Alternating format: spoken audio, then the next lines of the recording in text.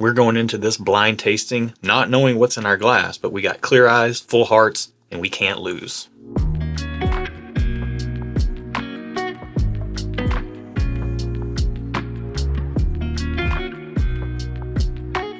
Welcome back to Stuff and Whiskey. I'm Erin. I'm Josh. Thank you so much for joining us today.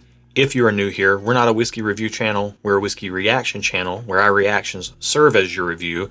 And we do it this way so that you get the most honest opinions possible, separate and apart from any labels or hype or bias. So if that's sort of your thing, think about subscribing to the channel, get more content like this, because we do these videos every single week over here, 3 videos a week. Yep. So check those out.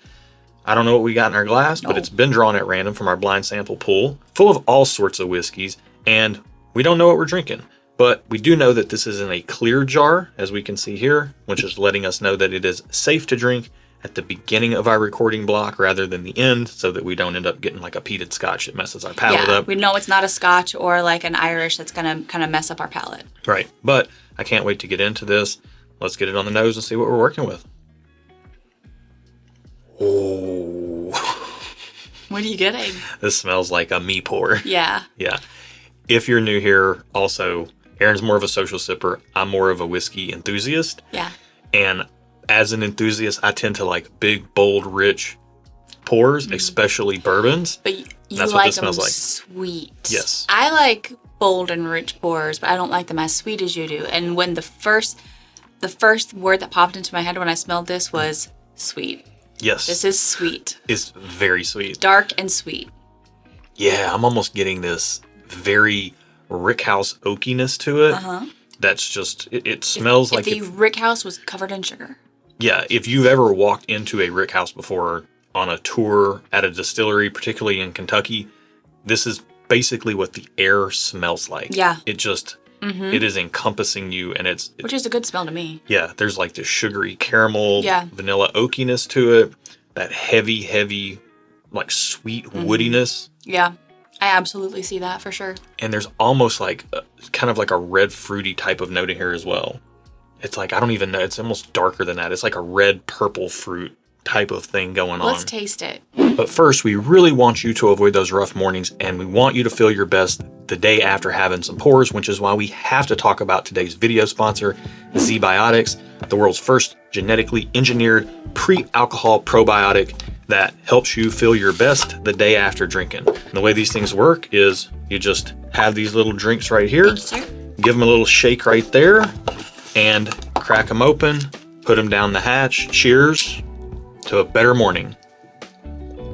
And we don't film any piece of content, go on any barrel picks without our Zbiotics. That is very true.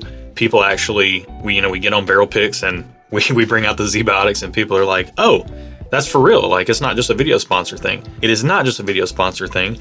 This is our personal subscription box, and we subscribe every single month. Actually, this box is getting a little low, and I just got the email notification this morning as of this filming that the next box is on the way. So nice. Perfect timing. They've got boxes of 3 count, 6 count, or 12 count, so you can get in where you fit in, and you can save 15% by scanning our QR code here or clicking the link in the video description below. It's all there for you to save some money. You can also be like us and subscribe. That'll get you some more money off of your first order. And this is absolutely no risk because it is a 100% money back guarantee from Zbiotics that if this does not work for you, they will refund you fully. We believe in Zbiotics so much. We've been subscribers ourselves for 2 years, and we're not stopping anytime soon. Yep, and like we said at the top of this, we want you to feel your best as well. Zbiotics is how we do that after having some pours. So go ahead, grab you a box of Zbiotics, thank us later, and we have to thank Zbiotics for making such a great product that we can stand behind with our own money and we can recommend to our audience fully. Now that we've had our Zbiotics before drinking, we can get back to this tasting. Let's go. Whoa, I think I swallowed that incorrectly because it stung the nostrils a bit. Gonna do it again. You're like, it stings. Let me do it again. I'm a glutton for punishment. What can I say? Yeah. This tastes proofy. Yeah, this, glory hallelujah, this tastes heavenly. I really like this. This is everything I think the nose presents itself to be. It's dark, it's rich, it's sweet. It is proofy. This is very good, but this is definitely a Josh pour more than a me pour as far as like, I would drink this, probably not even finish this, and then I'd be good. Like, it's almost too sweet for me if I ever have multiple sips, but it does taste very good. Ooh, that finish builds too. Man, there's almost like, there's so much going on here. My mind is like a ping pong ball. Okay, what do you want to say? In a pinball. That's what. A pinball. Not a ping pong ball. I mean, it could be a ping pong ball, but you mean a pinball. A pinball in a pinball machine. Just ding, ding, ding, ding. Okay, so what do you want to say? Well, this thing is doing that pinball machine thing where it's just lighting up all different pieces of my palate. Yeah, for sure. And there's those dark fruity notes in there that like these stewed purple red fruit type notes. There's almost like this chewy sweet tart, brighter sweetness as well. Like that's where that sugary, like that white sugar sweetness is coming in. Okay. Almost like a cherry grape. Like the red and the purple chewy sweet tarts. Mm-hmm. And then there's that oakiness, that sweet oak. Everything in this pour is just really sweet. Even the spice that is in here is sweet because there is a nice spice. It's a strong sweet spice though. Yeah. It's definitely prevalent. This isn't for someone who doesn't like to be like kind of hit with some heat. Mm-hmm. But I like that sometimes, so. Yeah, it's oily, almost to the point of being buttery. The finish lasts for quite a while. It's not overly hot for what it is, even though it seems proofy. But the finish just lingers, and it kind of really sets in on the back of the palate. I mean, you could, if you're going to criticize that glass, you could say maybe it's a little bit drying just because of the oak being so prevalent. Okay. But there's so much sweetness to kind of offset that, that it just all kind of works together. Okay. It's like if you listen to a musical recording and the lead singer's cranked up too high in the mix, or the guitar's too high, or the drums are too high, that can seem off. Like it can seem like it's not working in the mix. Yeah. But if everybody's cranked up, then they're just playing really loud, and you can enjoy it for what it is. Yeah. And that's exactly what this pour is. This is a very loud pour, but it is very delicious. What are you giving it? I'm 2 thumbs up. I was 2 thumbs up from the minute it touched my lips. I was already thinking 2 thumbs up on the nose, and then I got it on the palate, and it was a no-brainer. I need you to simmer down. Sorry. I'm very excited. You're here. I need you here. Yeah. I'm going to go with thumbs up right now. It feels like it's probably going to be pricey, so I'm a little nervous, but let's find out what we're drinking. Yeah. We got to find out the price and see if that changes how we feel. Yep. This is number 83 in our pool. I'm going to be honest, something like this, $150, $200 is a no-brainer for me. Yeah, and so the reason, before I see the price, the reason I say I think it might be pricey is because it packs a lot of punch, a lot of flavor, and I think a lot of times I equate those with more time in the barrel, which is going to raise up the price, or different things that kind of just raise the price of something. So, okay, number 83. This is excellent. This is excellent whiskey. I don't think a lot of whiskey can do what this does. Yeah. It is kind of hitting that limited edition, special release type of experience. And that is something you really have to struggle. Like you're going to struggle to find that experience on the shelf. The only thing that can kind of come close to this for me are things like single barrel picks, which, by the way, before we find out the price, if you want to get any of our single barrel picks, you can do so by checking out the link to our Patreon in the video description below. We do a ton of barrel picks, and we are always going for this kind of elevated experience that you can't find on the shelf. That is our North Star on barrel picks. We're not just trying to pick whatever to pick whatever. Yeah. We want it to be special whiskey for what you're getting, and we shoot for this type of elevated experience. Yep. Okay. So, all right, what's our price? It is $200. Staying 2 thumbs up. I'm not shocked. I am going to stay thumbs up because what I tasted, it tasted expensive to me. After tasting so much whiskey over the years, I feel like sometimes there are things that just taste expensive. Sometimes they taste expensive and they're not. And that's when I'm like, give it to me. But that's your 2 thumbs up. Yeah. This tastes expensive. It is kind of expensive, but I'm not shocked. I don't have to have it, but I do like it. So I'm going to give it 1 thumbs up. Yeah. My 2 thumbs up means I love it. And if I were at a store and I could buy a backup bottle of this, I'd buy 2. I'd buy 1 to drink, and I'd buy a backup bottle for sure. If you had the funds, yeah. Yeah. This after tasting this is a ask for forgiveness, not permission type of pour to me. Let's not promote that sort of attitude on the World Wide Web. Look. We do not condone that. Hang on. I'm not promoting nor condoning that. I am being truthful to the way that I behave, though. And we're always going to be truthful with you guys over here. But this is a new year. You're trying to change that behavior, remember? Well, if I had a shot to buy 2 of these, 2025. I would regress real quick. You're not new year, new you, you know? All right. Okay. What are we drinking, number 83? We are drinking 2XO Gem of Kentucky barrel number 30. Really? This is only 108 proof. It drinks way hotter. It drinks like 120. It drinks like a 120 something proof. It with so much flavor and warmth. And I say hot, but it's not like, it's just like a finish that builds. This is thanks to Chris Prokopiak. So thank you, Chris, for the sample. Chris, thank you, man. This was delicious. So I don't know 2XO Gem of Kentucky. I know nothing about that. I've never heard of that till this very moment. So can you really quickly just do a brief overview of what that is? Dixon Deadman was the master blender. He came from multi-generations of Deadmans who started Kentucky Owl, the brand Kentucky Owl. He revived the brand, put out a bunch of releases on his own, or like with the brand Kentucky Owl. Okay. And the first 10 batches of bourbon that he was a part of, those were awesome. He also did 4 really amazing ryes. The brand got bought. Dixon left the brand. And by all reports, quality has kind of slid, although we got a batch 11 over there, or 12 on the cabinet, and it is very, very good whiskey.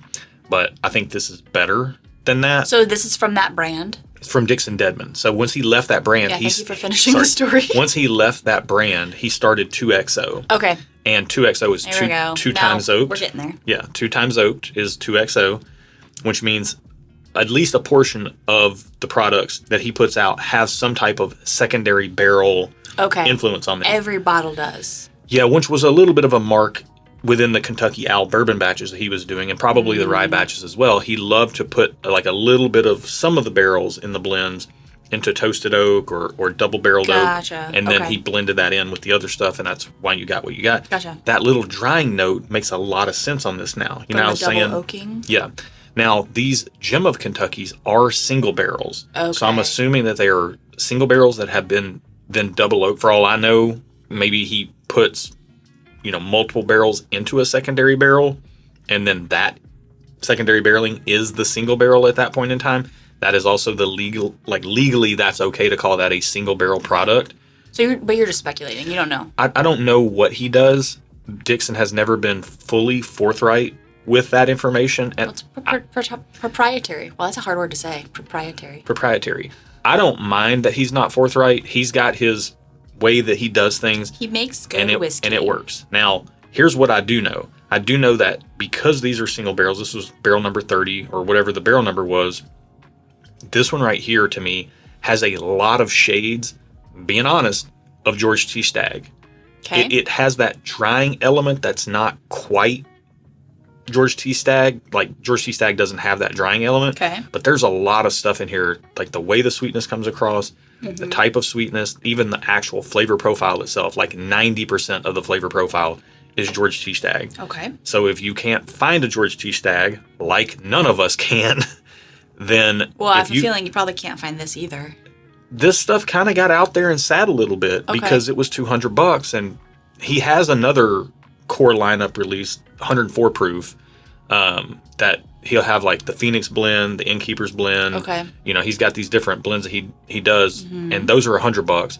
Then he dropped this Gem of Kentucky that was $200, and it sat in some places. So this might be worth seeking out. This specific single barrel, I am going to be searching out this specific single barrel if I can find it, because I would love to have a bottle of this and be able to share it with friends and give them the same experience that we just had ourselves, that you saw. We hear it in the comments all the time, and we hear it loud and clear, and we don't disagree. A lot of people say, no bourbon's worth more than $50. No bourbon's worth more than $80. And if it's for us to just sit around and drink ourselves, we're kind of in that like $80 to $100 threshold. We don't really have to spend any more than that for us to have something that we really enjoy, even at a really high quality level of quality. But bottles like this and the experience that they can bring by being able to share them with friends is worth something in and of itself. And that being said, we're willing to pay for that. That being said, you don't have to have an expensive bottle to have a good sharing experience. Oh, that's true. I do want to say that. Like, always sit around with some Wild Turkey 101 and cut up and have a great time. But I think the point you're trying to make is that you are willing to pay more than maybe you would normally pay for a bottle that you know will have a special sharing experience. Yes. Okay. Yes. And we, look, we like our value over here, which is why we do the blind tastings and the reveals and the reactions the way that we do. But we're not going to deny that there are some special bottles out there that can elevate your experiences, and we're going to speak to that truth as well. So that's what you're going to get over here. If you like this video and you like that approach that we do, give us a thumbs up, please. That helps a ton. Think about hitting that bell. Subscribe if you'd like more content like this. Again, check out our Patreon for our barrel picks down below. And if you want shirts like this, all kinds of other stuff on the website, stuffandwhiskey.com, glassware, all sorts of stuff. You can check it all down in the video description below. Thank you for watching today's video. Be good to each other. And until next time, cheers. Cheers. Dixon's doing some work. That was really good. Also, I'm really hot. I got turned down that thermostat. Did the whiskey get you hot? It was pretty hot. It's pretty tasty, though, too. Not gonna lie. I can't believe that's 108 proof. No, yeah, it definitely drinks higher than that in the best possible way. I just wish it wasn't so expensive, but, that's me with, like, every whiskey. Man, should I title this, It's Giving Shades of George T. Stagg? You can. I'm not with that whole lingo of, like, stuff is giving. I like it's giving shades. You're not saying it's giving.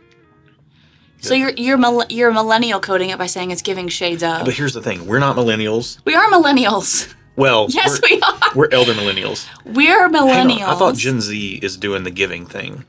Or millennials doing that. Nonetheless, we're not using that language in our day-to-day life, nor is anybody watching this channel using that language. It's giving shades of. That as a phrase is not a Gen Z thing. It's giving. You'd say, it's giving George T. Stagg. That's Gen Z. But you're saying it's giving whatever shades of. I just said you're millennial coding it. Like you're making it appropriate for millennials and older. Here's what I can tell you. If I sat down with a friend... Do you not listen to what I say? If I sat down with a friend and gave them a glass of this, and I'm like, here, try this, and they took a drink of it, and they said, oh, it's giving George T. Stagg, I would take the glass back and the bottle and just leave the room. Well, you might have to do that with me sometimes, because sometimes I say something's giving. You get away with more because you're cute.